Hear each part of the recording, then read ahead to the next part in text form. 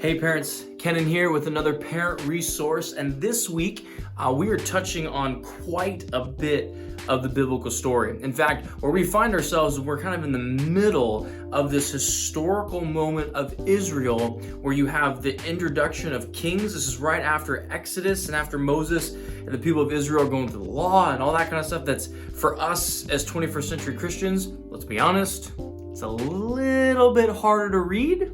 But I would argue it's because we don't really understand it. But we skip to the good stuff. And as we skip to the good stuff, we have the introduction of the first king of Israel. And so my title for the message this last week was 3 Kings and a Prostitute. Now, that may sound like a provocative title. I don't mean it to be, but that's what the story is. We actually find we have 3 kings that we touched on this last week. We talked about Saul, we talked about David, we talked about Solomon. And what we addressed is how each one of these kings, Saul being the tallest, most handsome, seemed like, again, from the outsider's perspective, he was the king to have. Then after that didn't go so well, we come on to the scene with David, who for all intents and purposes, this was kind of God's guy. Because see, remember, David was called a man after God's own heart. So you would think that David would just be, he'd be perfect, right? But as we know the story, David, of course, eventually fails as well. He's still called a man after God's own heart, after God redeems him, but he still fails. So in other words, we're still looking for that perfect king who's going to walk perfectly in line with God. So then we go to our next king, one of David's sons, and this was Solomon. And the unique thing about Solomon is he was called the wisest man to ever live. So now we have the dynamic of, well, the tallest, most handsome outsider, and the man after God's own heart with David, and you have so much inner strength and character. And now we come to Solomon, who is the wisest man up here, but yet Solomon still makes a lot of mistakes and does not follow through with what God asks him to do. So it brings us to this moment in Israel's history where things begin to get really, really dark. There are civil wars and there's exiles, and they're pushed out of the land and taken over by other countries and nations. One of the themes that we touched on is, again, going all the way back to the flood narrative, where God actually hands his people over instead of maybe directly just punishing his people. Now, he does that on occasion when it's necessary.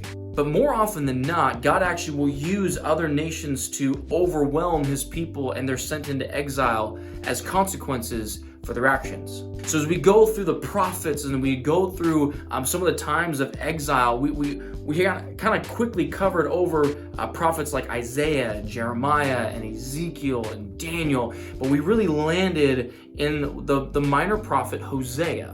And Hosea is an interesting story because God asked Hosea, who's a prophet, to marry a prostitute. Hence the title 3 Kings and a Prostitute. Which might seem odd to us that God would ask Hosea to marry a prostitute. But as Hosea and, wait for it, Gomer, such a brutal name. As Hosea and Gomer are married, they begin to have children, and God uses their children, literally 2 of them being called No Mercy and Not My People.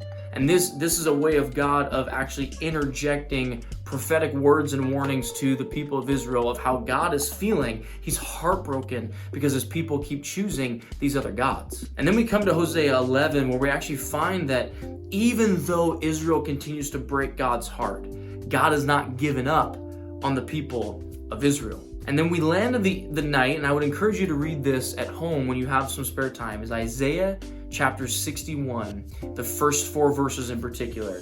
And this is foreshadowing for us a little bit. Now that we're on this side of the cross, so as we continue in the story, Jesus is going to come on the scene here pretty soon in our biblical story. And in Luke 4, Jesus actually reads out of the scroll of Isaiah, what we call Isaiah 61, and he declares the year of the Lord's favor.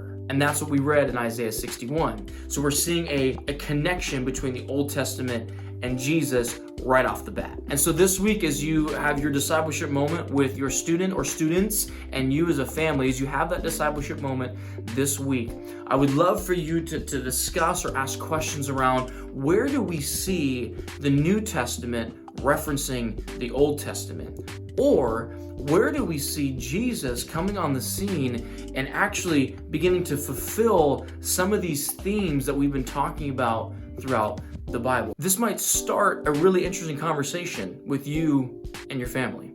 So there's our discipleship moment for this week. Again, this is another parent resource. Thank you guys so much for watching and being a part of it. I'd love to know in the comment section below of this video what you'd like to see coming up, or if there's any questions I can help answer. And until next time, keep it up, keep going, keep growing as we walk closer to Jesus together. We'll see you next time.